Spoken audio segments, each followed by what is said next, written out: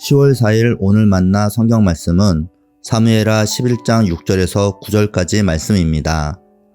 다윗이 요압에게 기별하여 햇사람 우리아를 내게 보내라 하매 요압이 우리아를 다윗에게로 보내니 우리아가 다윗에게 이르매 다윗이 요압의 안부와 군사의 안부와 싸움이 어떠했는지를 묻고 그가 또 우리아에게 이르되 내 집으로 내려가서 발을 씻으라 하니 우리아가 왕궁에서 나가매 왕의 음식물이 뒤따라 가니라.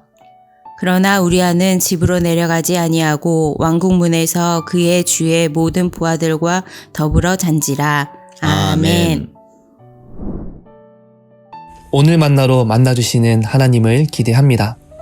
다윗은 우리아의 아내 밧세바를 불러들여 그를 취한 후에 다시 돌려보냈습니다. 그리고 얼마 지 않아 밧세바가 임신하였다는 소식을 들었습니다.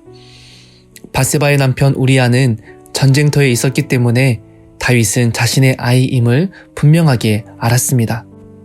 성경은 간음하지 말라고 가르치고 있습니다. 하나님께서 내 이웃의 아내를 탐내지 말라고 말씀하셨습니다. 다윗은 간음을 했고 이웃의 아내를 탐내고 취하였습니다.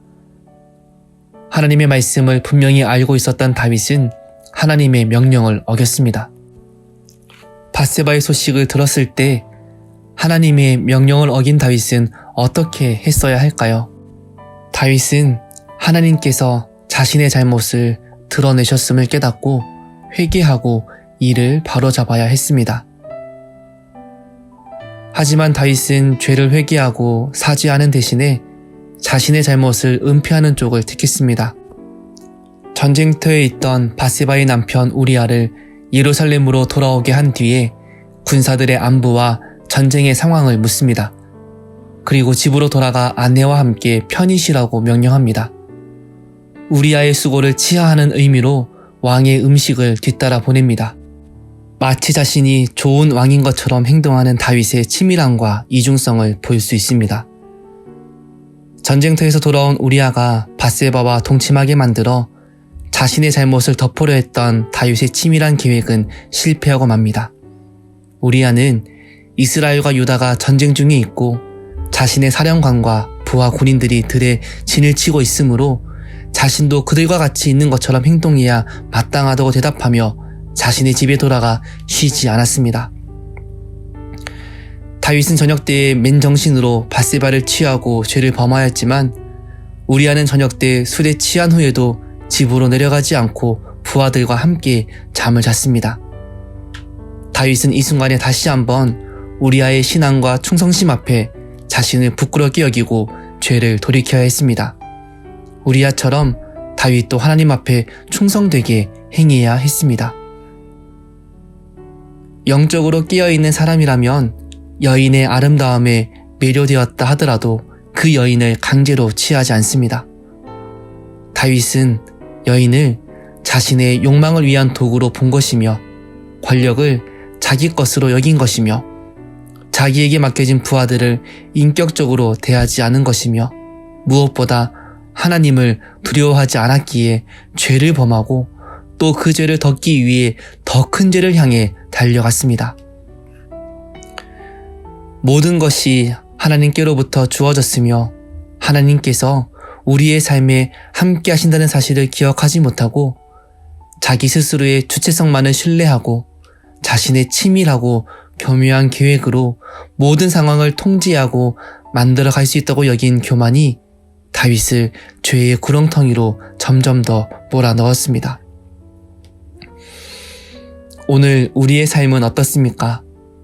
내게 주어진 모든 것이 하나님께로부터 주어진 것이라는 겸손함이 있습니까? 내 스스로 내 삶을 통제하고 만들어 갈 수 있다는 교만으로부터 멀어져 있습니까? 눈앞의 사람들을 속이기 위해 치밀한 계획으로 내 인생을 통제하고 싶어 하진 않으신가요? 이전에 다윗의 삶은 전투에서 하나님만 의지했고 부하들에 대한 신뢰를 지키던 주군이었습니다. 하지만 하나님께서 허락하신 평온한 일상 속에서 그의 영성은 무뎌져 갔고 자신의 권력과 경험을 믿고 하나님을 업신여긴 죄악의 길로 걸어갔습니다. 코로나를 거치면서 일상으로 회복한 오늘 나의 영적 상태는 어떻습니까? 나는 여전히 하나님 앞에 끼어있는 사람입니까? 기도하겠습니다. 온 세상의 주권자이신 하나님, 우리의 영혼이 묻어져 하나님을 없는 것처럼 여기고 내 생각과 내 경험으로 내 삶을 통제할 수 있다고 여기지 않게 성령으로 깨우쳐 주옵소서.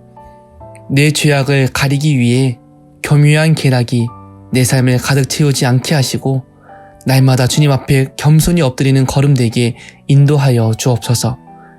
예수님의 이름으로 기도합니다. 아멘. 이제 2가지 기도 제목으로 기도하겠습니다.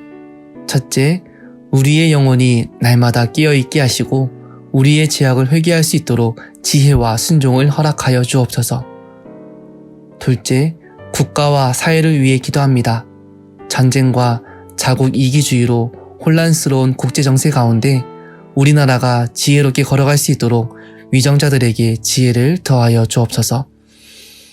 이 제목으로 기도하신 후에 개인 기도 하시겠습니다.